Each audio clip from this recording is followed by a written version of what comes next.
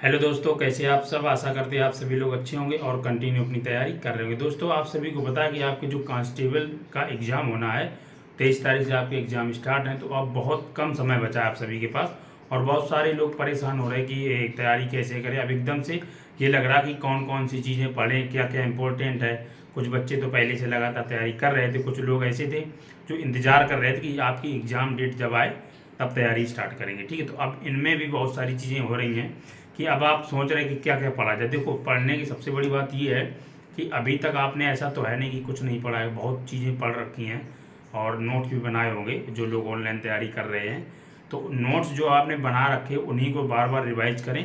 देखो, एक्स्ट्रा नया कुछ नहीं पढ़ना। अगर आप नया पढ़ोगे तो फिर कहीं ना कहीं आप वो कवर नहीं कर पाओगे। ठीक है, जो आपने अभी तक जितना पढ़ा है उसको बार बार रिवाइज करो।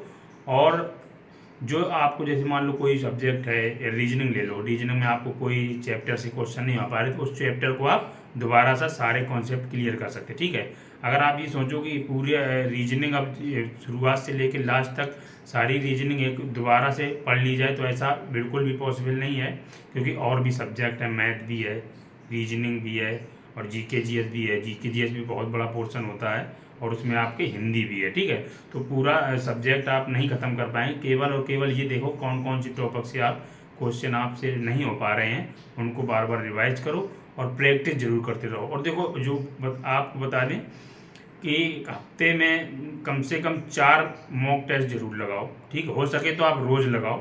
एक मॉक टेस्ट 2 घंटे का समय निकाल के हर रोज़ मॉक टेस्ट लगाओ। उसमें आपको पता है क्या होता है, आपको पता लगता है कि आपकी तैयारी किस स्तर की है और उसमें जो आप कौन कौन से सब्जेक्ट से, कौन कौन से चैप्टर से आप क्वेश्चन नहीं कर पा रहे हैं, तो बार बार चीज़ें आपके सामने आएंगी तो आपका रिवाइज होगा। ठीक है, और हर एक टाइप के प्रैक्टिस सेट में हर एक टाइप के क्वेश्चन हो जाते हैं। मैथ ले लो, चाहे रीजनिंग ले लो, चाहे हिंदी ले लो और चाहे जीके जीएस ले लो। देखिए, का ऐसा नहीं है कि आप 20 दिन में आप चाहो कि जीके बहुत अच्छा स्कोर कर सकते हो, ऐसा कुछ बिल्कुल नहीं है।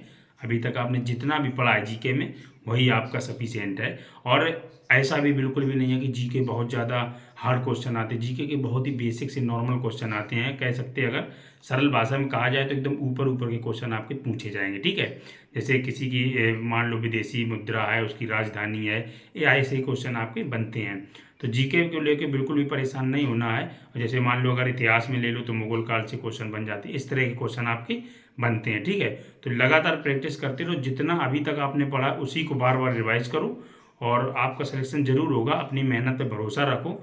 मेहनत आपने की है तो सिलेक्शन आपका जरूर होगा। ठीक है, और ये भी मैटर नहीं करता कि जैसे आपका प्रैक्टिस सेट में स्कोर अभी बहुत कम आ रहा, किसी किसी का तो 180 तक नहीं पहुंच पा रहे, कोई 190 कर रहा है, कोई 200 भी कर रहा होगा।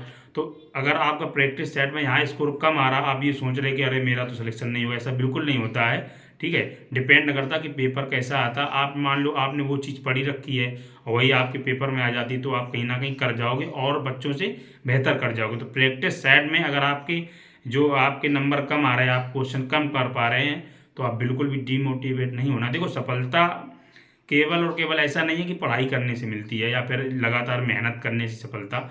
सफलता जो लोग डीमोटिवेट नहीं होते हैं उनको भी बहुत जल्दी मिलती है। ठीक है, तो डीमोटिवेट बिल्कुल नहीं रहना, कंटिन्यू मेहनत करते रहो और प्रैक्टिस करते रहो और बहुत जल्द आपका एग्ज़ाम भी होना है।